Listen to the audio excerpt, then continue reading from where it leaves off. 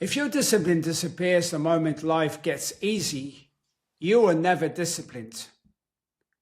You were managed. And the second structure vanished, so did you. Most men think freedom is the reward. It's not. Freedom is the test. Constraint hides cracks. Abundance exposes them. Give a man rules and he'll look disciplined. Take them away and you'll find out who's actually in control. This episode isn't about food or travel or willpower. It's about what happens when nothing is required of you and you still have to choose who you are. Welcome back to Iron Suits, where strength wears the crown. I am your host, Marwan Killu. You don't learn what you're made of when things are scarce. You learn when the vault is open.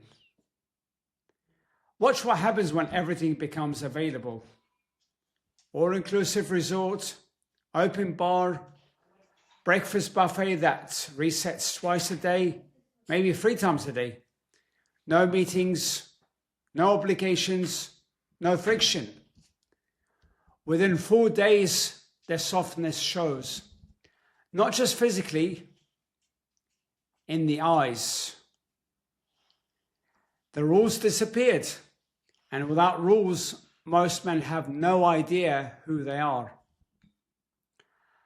Most men perform well inside constraint, meetings, schedules, obligations. Remove that and the man disappears. Because freedom doesn't reveal discipline, it reveals standards.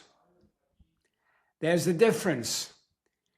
Discipline is what you do when somebody's watching, when structure is external, when the calendar says you have to. Standards are what you do when no one's watching, when you could do anything, when the door is wide open and you still choose not to walk through it. This is why travel breaks most men. Not because the food is different, not because the gym isn't available, because the system that was holding them together stops running. And they realize it was the system, not them. You see it everywhere. The executive who's disciplined Monday through to Friday, meal prepped, training before sunrise, locked in.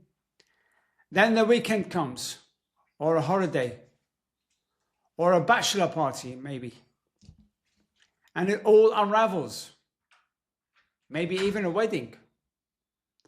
Not because he's weak, not because he's weak, because he's never built a thing that operates independent of circumstances. He built behavior. He didn't build identity. And behavior is always conditional. It requires the right inputs, the right environment, the right pressure. Identity doesn't. So when abundance shows up, whether it's a buffet, an open bar, a week off, or just a Thursday when no one's counting, it asks a question. Not can you resist, but who are you when you don't have to? Most men fail that test quietly. They don't announce it. They just drift. They tell themselves they deserve it, that they earn the break, that it's just this once. And technically they're right. You do deserve rest. You have earned flexibility. But here's a trap. Deserve is a story you tell yourself to avoid the truth. which is that you're afraid of what you'll see if you hold the line when you don't have to. Because holding the line when it's hard, that's easy. Everyone respects that. Everyone understands that. Holding the line when it's optional, that's where you see yourself. I've seen this pattern repeatedly at the top end. Men who carry enormous responsibility, who make decisions that ripple through companies, families, and markets. And the moment the environment loosens, they loosen with it. Not because they're reckless, not because they're undisciplined, but because their standards live outside themselves, even. They're embedded in meetings, in routines, in accountability structures. So when those disappear, there's nothing left to govern the moment. The calendar was doing the work. The structure was doing the work. They weren't. The fix isn't more rules. It's not tracking harder or scheduling tighter. It's answering the question, what do I do when I could do anything? Not what I should do, what do I do? Because if the answer changes based on whether someone is watching, you don't have standards. You have performance. And performance is exhausting. It requires maintenance.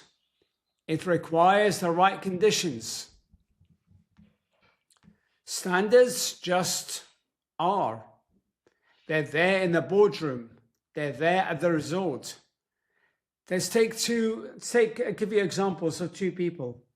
Somebody who doesn't eat meat is not going to turn around and say, yeah, I'll have meat just this once.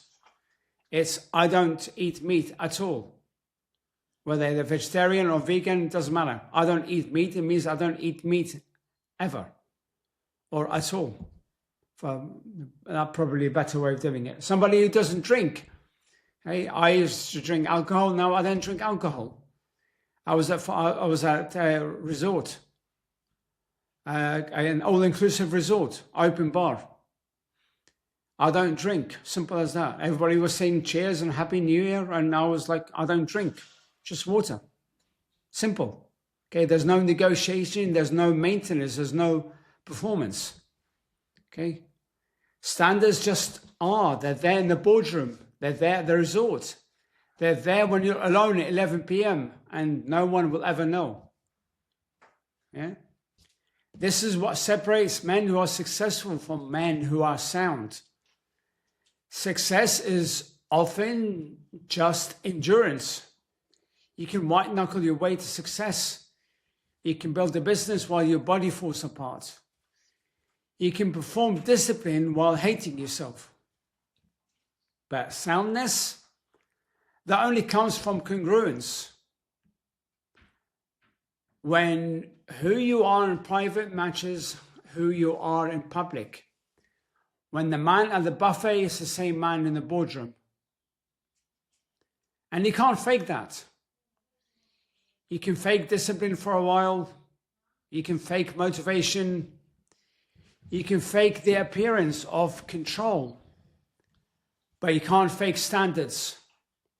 Because standards show up precisely when no one's checking. So the question isn't whether you can follow a plan. The question is, what happens when the plan doesn't matter anymore? When the trip is over? When the meetings get cancelled? When the meeting gets cancelled? Or when meetings get cancelled? When the day is yours and no one's asking anything of you? Do you hold? Or does abundance quietly reveal what was never solid to begin with? This is the work I do with high-level men who are tired of performing discipline and want something that holds everywhere. And that's all for now. I hope that you enjoyed this episode. If you did, then share it with another leader. Because as I keep saying, as iron sharpens iron, so one man sharpens another. And that's how we spread the message. And if this helped you in any way, then make sure you just leave me a comment on iTunes. Good or bad, I'd love to hear from you. And follow me on my socials, facebook.com, Marwan Killu. And I'm also at LinkedIn at Marwan Killu Fitness. That's all for now. Have a great day, and I'll see you on the next episode.